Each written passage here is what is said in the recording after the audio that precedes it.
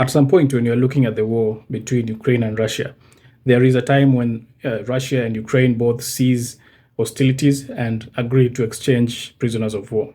So, who is a prisoner of war?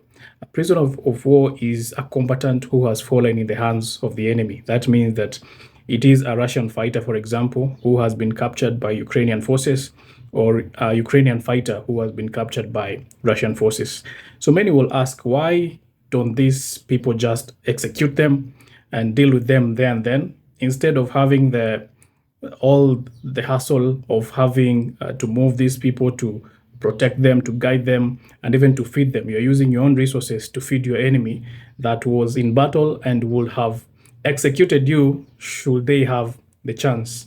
Well, there are reasons why prisoners of war are supposed to be taken care of in a very good way, and it is beneficial to that army that they should take care of these prisoners of war. One is because executing a defenseless soldier is against the Geneva Conventions, and also it is just against morality.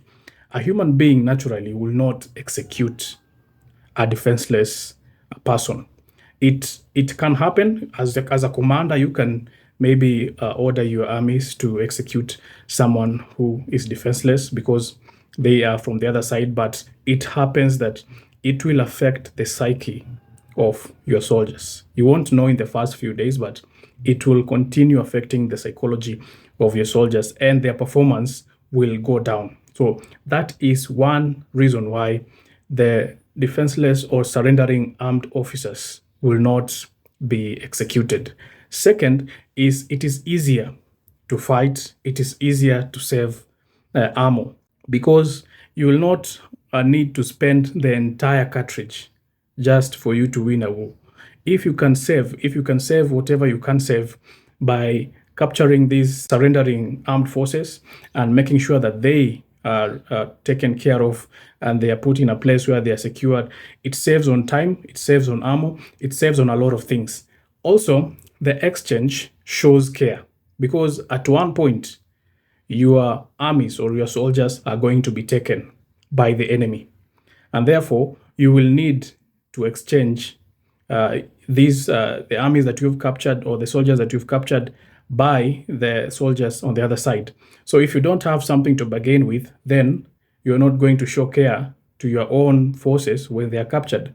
That is very important, and that is what missed in the World War II. When World War II happened, that is what missed between Germany and the Soviet Union. It was just a totally bloody fight between the two nations, and that did not end well for both sides. Also, it gives bonuses. For example, when you capture the enemies or the forces on the enemy side, they can come with armor, they can come with information that is critical for your forces to go and counter the enemy so that you can win the battle.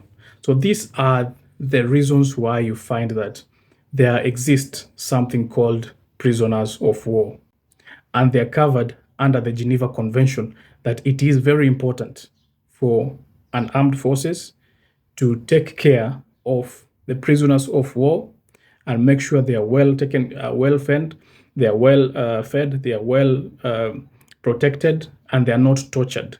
Because at one point, if you try and torture a particular person because they are from the opposing side, these other people on the other side that you're fighting, they're going to do the same to your own forces. And by the way, you don't need a soldier who will go to the battlefield to fight to their death. That is something that you don't want in a battlefield, because a soldier that will fight for their existence is a very, very brutal soldier that you don't want to fight. So that is why it is easier and beneficial for the other side or your side to make sure they create a conducive environment for the opposing soldier to surrender, with the fact that, or the knowledge that, if they surrender, they're going to go back home, they're going to go back to their families. It makes it easier, it makes it simple, it makes it even humane, so that you don't fight to extinguish someone else's existence. You merely fight for ideologies and ideological differences. And when push comes to shove, you can surrender, and you know that at the end of the day, you will be taken back home and you will meet your families. So these are the reasons as why countries have prisoners of war.